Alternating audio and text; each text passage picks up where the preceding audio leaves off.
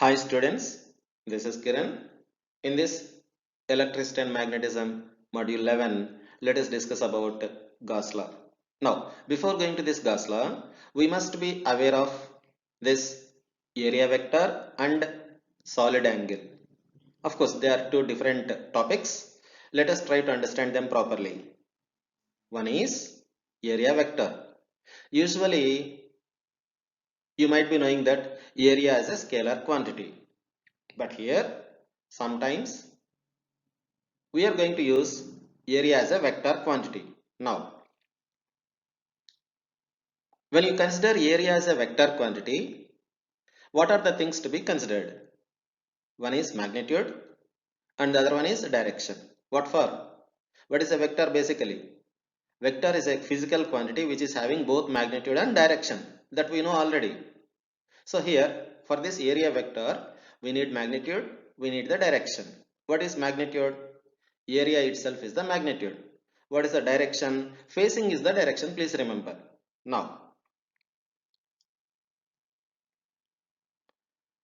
consider some example in which there is an electric field, there is a small cross-sectional area considered. Now, facing of that area considered. Is it facing straight away along the electric field? No, it has been tilted a little bit. Now, let us observe the facing direction. Yes, facing direction is S bar. Field direction is E bar. Now here, what is the purpose of taking that? Observe the diagram carefully. There will be one more clipping. You will understand very clearly what is the use of, what is the purpose of considering this area vector. Now here, the area vector is S bar. Field is E bar. There is a first case, there is a second case. But in both the cases, you can observe that area magnitude is same. Here, area facing direction is different.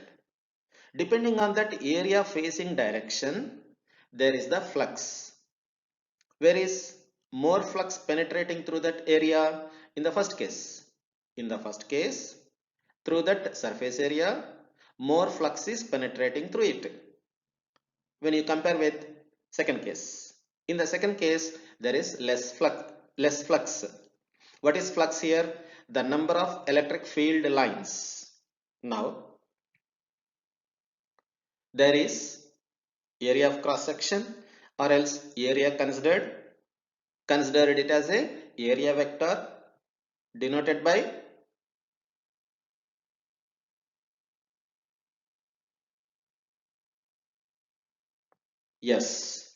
S bar and E bar.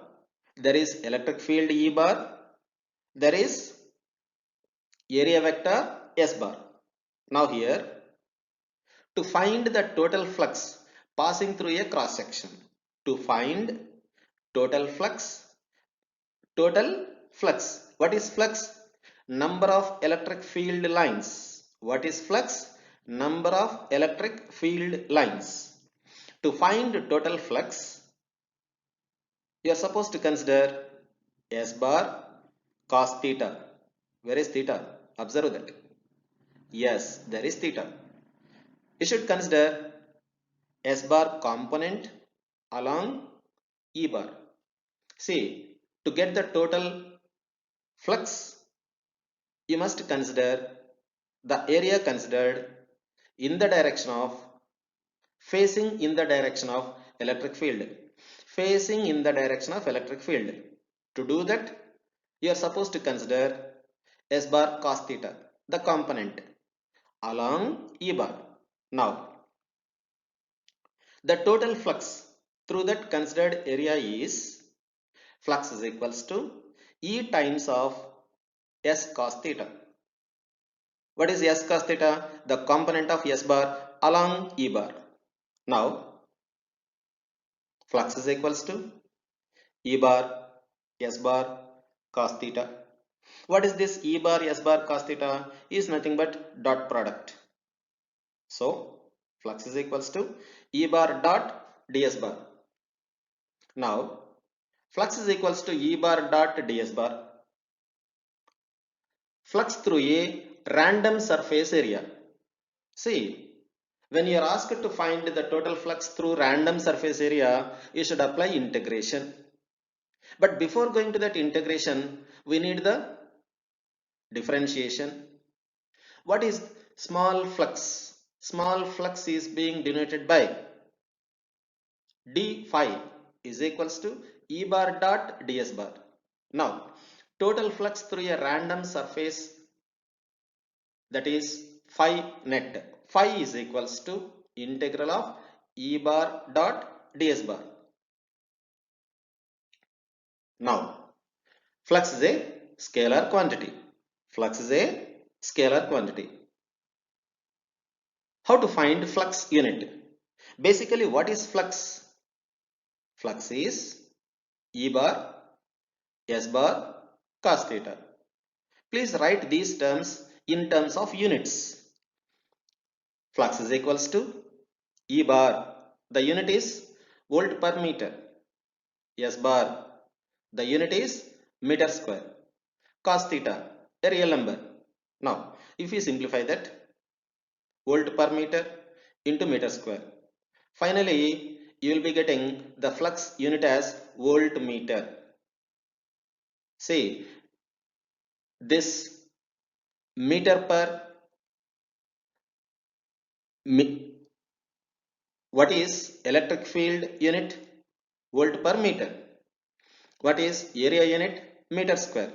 In the simplification, the meter, 1 meter from meter square will be cancelled with meter power minus 1.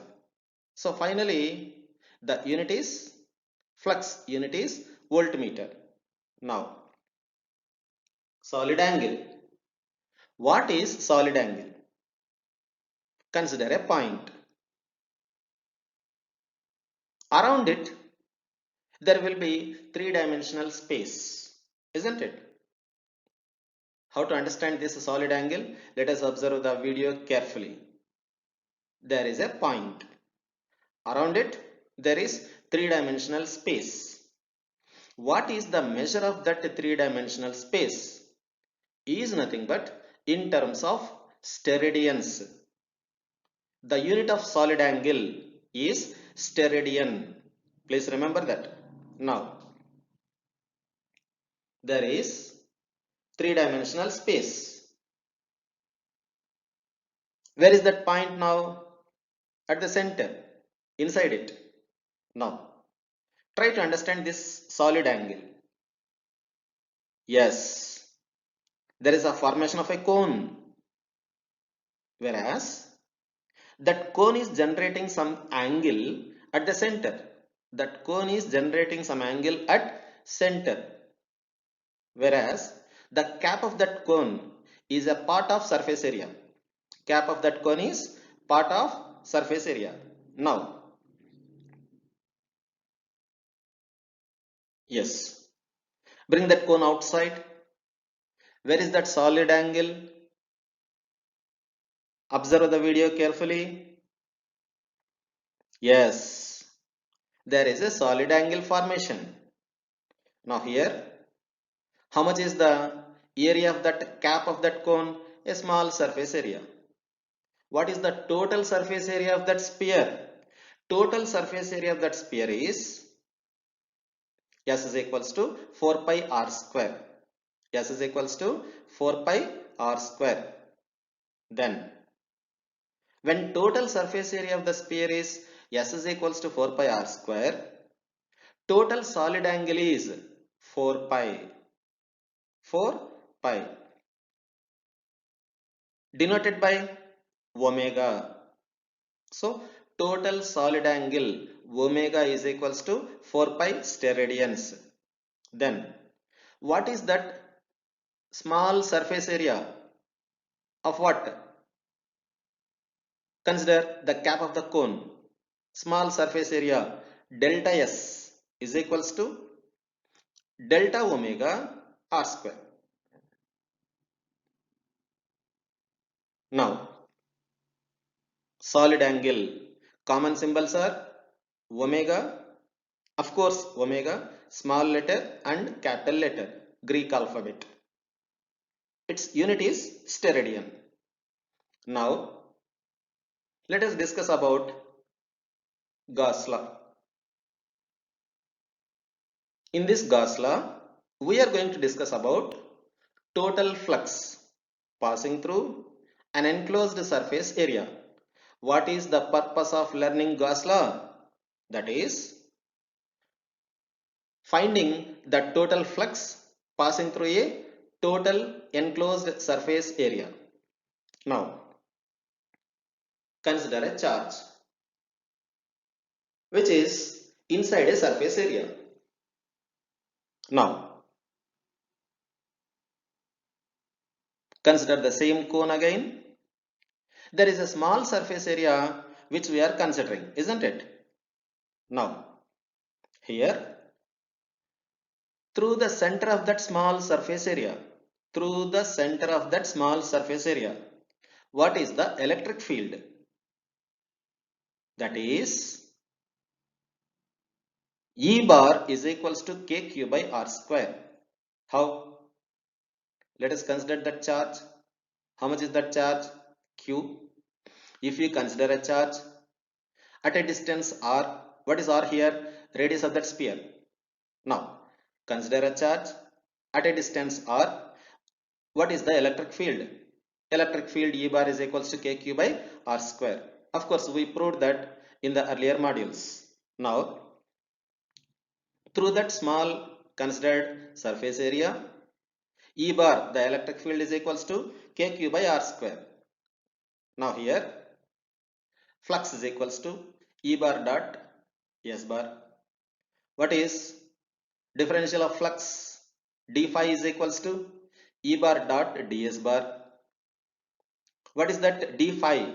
D phi is small flux passing through that cap of the cone.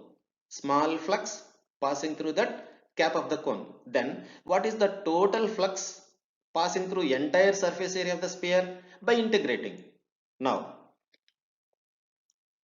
total flux is equals to phi is equals to circular integral of E bar dot ds bar. Circular integral of E bar dot ds bar. Now, phi is equals to E numerical summation, I mean scalar summation, sigma delta S. Of course, ds and delta S, they both are same. Sigma delta S. What is delta S? Delta omega r square. What is this delta omega r square? By using solid angle.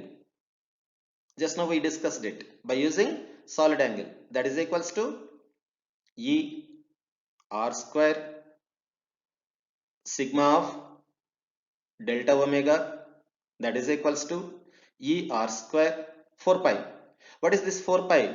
Total solid angle. The summation of all that small angles of each and every cone which represents the total sphere. I mean, the total solid angle is 4 pi. Now, of course, here the solid angle is not only for a sphere with respect to any enclosed surface area.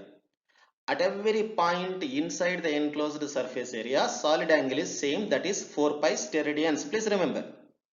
Now, flux is equals to phi is equals to KQ by R square. Why? In the previous step, there is E. What is E? E is equals to KQ by R square. KQ by R square into R square into 4 pi, isn't it? By simplifying, after replacing K value 1 by 4 pi epsilon naught, you will be getting phi is equals to Q in by epsilon naught. Q in by epsilon naught. Now, Gauss law. Gauss law statement.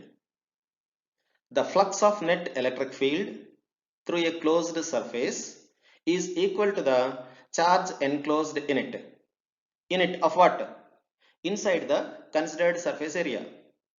Let us check it out once again. Gauss law. The flux of net electric field through a closed surface is equal to the charge enclosed in it divided by epsilon naught. So, according to Gauss law, flux through any enclosed surface area is q in by epsilon naught. Here, the considered shape need not be sphere. Why? The integration is with respect to solid angle, not with respect to surface area. Able to understand? Solid angle is for any kind of shape. It represents only the measure of surface around it. It represents only the space around it. Around a charged particle. Around what? Around a charged particle. Once again, here Gauss law. Here in this Gauss law, the shape considered need not be sphere. It can be of any enclosed surface. Because of what? In the observation, in that calculation, you can observe that.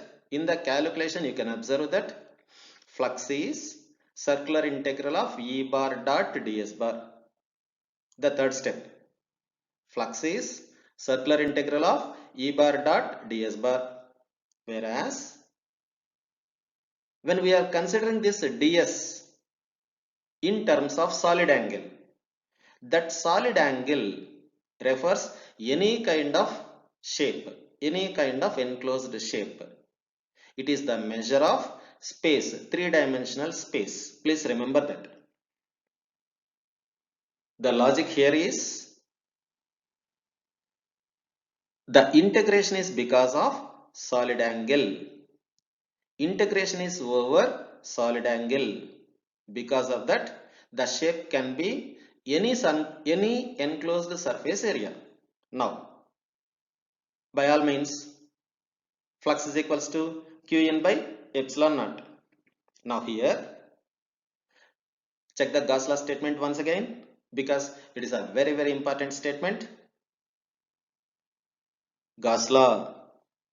The flux of net electric field through a closed surface is equal to charge enclosed in it divided by epsilon naught.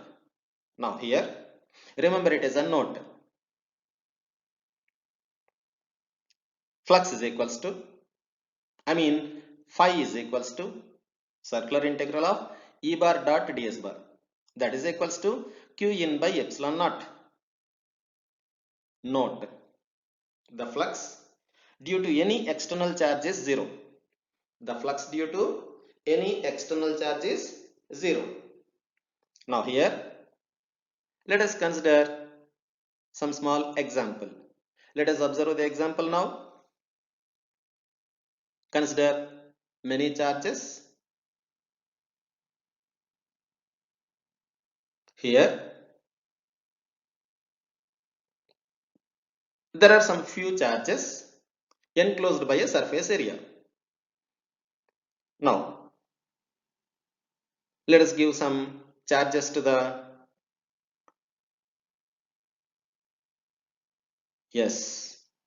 Q1, Q2, Q3, Q4, Q5, Q6, Q7. What are the charges given to that charged particles? Q1, Q2, Q3, Q4, Q5, Q6, Q7. Whereas, what are the charges inside the sphere? The charges inside the sphere are Q3, Q4, Q5. Now, how much is the total flux passing through that surface area? Once again, need not be spherical. Any kind of enclosed surface area. Total flux passing through enclosed surface area is Q in by epsilon naught. That is Gauss law. Now, flux net. phi net is equals to circular integral of E bar dot ds bar, that is equals to q in by epsilon naught, that is also equals to q3 plus q4 plus q5 by epsilon naught. How? Those three charges are inside the enclosed surface area. Need not be spherical, any kind of enclosed surface area. What is Gauss law once again? Try to understand properly. Because of the outside charges, no flux. Because of the inside charges, there will be flux passing through that enclosed surface area. The total flux is Qn by epsilon naught. Hope you understood well. Prepare well. All the best for your preparation.